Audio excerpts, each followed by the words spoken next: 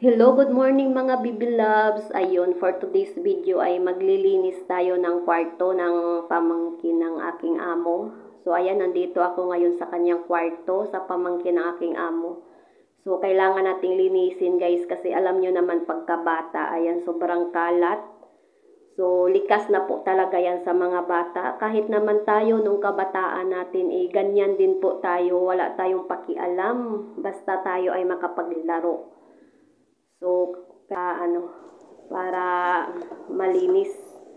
So, ayan, uumpisahan ko na. So, dito sa aking trabaho, bawal ako sa, short, kaya kailangan kong magpajama. So, samahan nyo ako sa aking paglilinis, guys. So, never mind na po sa aking short at nakikita pala. So, pasensya na po kayo. Ayan. So, enjoy watching guys. Sana tapusin nyo po yung video na ito hanggang matapos. And then samahan nyo rin ako na manghuli ng aking isda sa aking mga lungvideo. So, sana po ay suportahan nyo rin po ako. So, mahirap po talagang magtrabaho, especially sa pagiging kasambahay. So, hindi po ang amo ang mag-a-adjust sa atin, kundi tayo ang mag-a-adjust sa ating mga amo. So, alam niyo naman, bawal po ang tamad pagka tayo ay nagtatrabaho. So, ako naman, isanay na ako sa gawaing bahay kasi hindi lang din naman dito sa Pinas nagtatrabaho ako ng ganito. Kasi nag-work din naman ako sa abroad for almost 7 years. So, ngayon, naisipan ko mag-work muna dito sa Cebu para anytime pwede ako makauwi sa Bohol.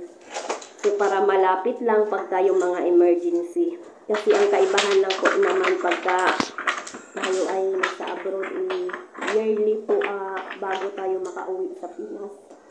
So, mas pinili ko muna na mag-work dito sa malapit. So, hindi naman kalakihan at hindi rin naman gaano kalaki talaga yung sahod natin. Pero okay na rin yun pagkasiyahin.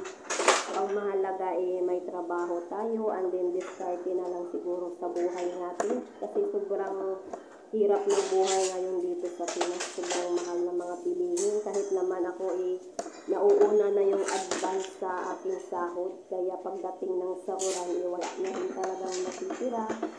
Pero sige lang, ang mahalaga may trabaho tayo. So, winalis ko muna yung sahig guys kasi maraming mga pagkain and then may mga langgam. So, kaya unahin ko muna yung pagwawalis and then mamaya na ako magpupunas. Kasi naapakan ko na po kasi yung mga pagkain na nalalaglag sa sahig. So, samahan nyo ako hanggang matapos itong aking ginagawa. So, isa-shortcut na rin ko na rin after nito kasi ayoko rin na sobrang mahaba yung aking videos. Kasi wala naman talagang masyadong kaabang-abang. At yun ay ang ating gawain pang araw-araw naman ang ating nandito sa ating videos. So, ito naman suggest lang din to sa akin. Anyway, hindi ako masyadong nagagawa ng videos. And then nakikita ko sa aking dashboard yung suggested na long videos lagi nilip sa akin. And then nag-close naman kasi kahapon nakakita ko ng yung videos. Yun na, sarili kong videos. Ako lang din mismo nakahuli ng sarili kong isda.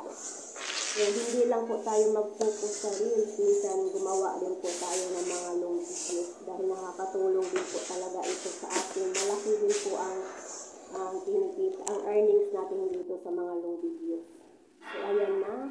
Na-shortcut ko na siya at natapos ko na rin siyang malinis guys. So, pakita ko sa inyo ngayon ang kinalabasan after ng aking paglilinis.